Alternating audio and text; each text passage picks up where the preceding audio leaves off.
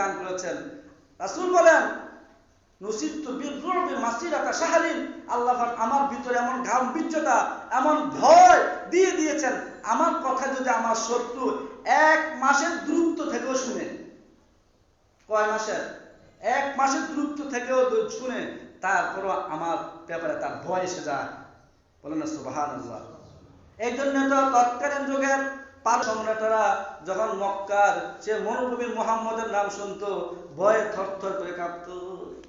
2 নম্বর হলো জুইলাত লিয়াল আরদু মাসজিদাও ওয়া তুহুরা, আল্লাহ পাক জমিনকে আমাদের জন্য মসজিদ বানাইছেন এবং মাটিকে আমাদের জন্য পবিত্র ধাতু বানিয়েছেন। বলেন না সুবহানাল্লাহ।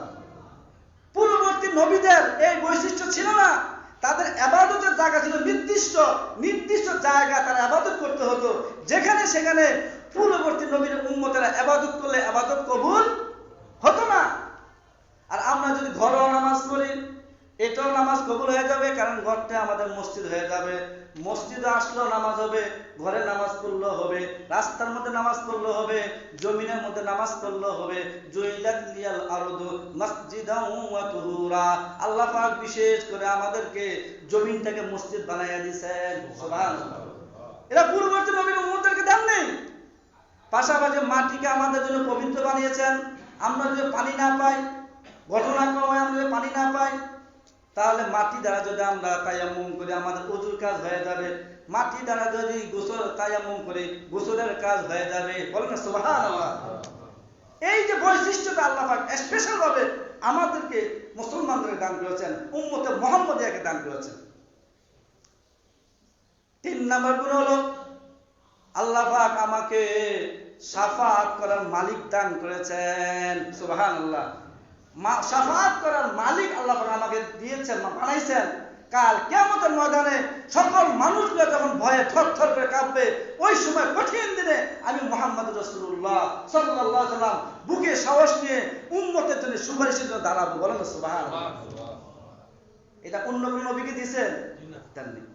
আমাদের নবীকে দিয়েছেন এবং আমাদের নবীর উম্মতদেরকেও দিয়েছেন। যারা হক্কানি আলেম হবেন, বুজুর্গ হবেন, হাফেজ হবেন, ঈমান এবং আমল উপর যারা থাকবে, আল্লাহর প্রিয় যারা বান্দা হতে পারবে, তারাও পর্যায় কমে সাধারণ মানুষের জন্য সুপারিশ করে জান্নাতে নিয়ে যেতে পারবে। বলেন না সুবহানাল্লাহ। 4 নম্বর হলো আমার জন্য বা আমার উম্মতের জন্য গনিমতের মালকে হালাল করেছেন। বলেন না সুবহানাল্লাহ। যুদ্ধ করার পরে যে শত্রুর পক্ষে যে মালটা বিজয়ী পক্ষ পায়, এটাকে বলা হয় গনিমতের মাল। অতীতের উম্মতের জন্য এটা ছিল হারাম, এটা ছিল কি?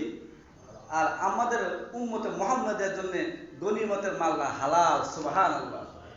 5 নম্বর হলো আল্লাহ রাসূল বলেন বুইস্তু ইলান নাসি আম্মা, আল্লাহ পাক আমাকে সকল মানুষের জন্য প্রেরণ করেছেন। সুবহানাল্লাহ। অতীতের উম্মত নবীদেরকে আল্লাহ পাক বিশেষ এলাকার জন্য পাঠাইছেন, বিশেষ স্থানের জন্য পাঠাইছেন। আমাকে আমার আল্লাহ পুরা বিশ্ববাসীর জন্য পাঠাইছেন। বলেন না সুবহানাল্লাহ।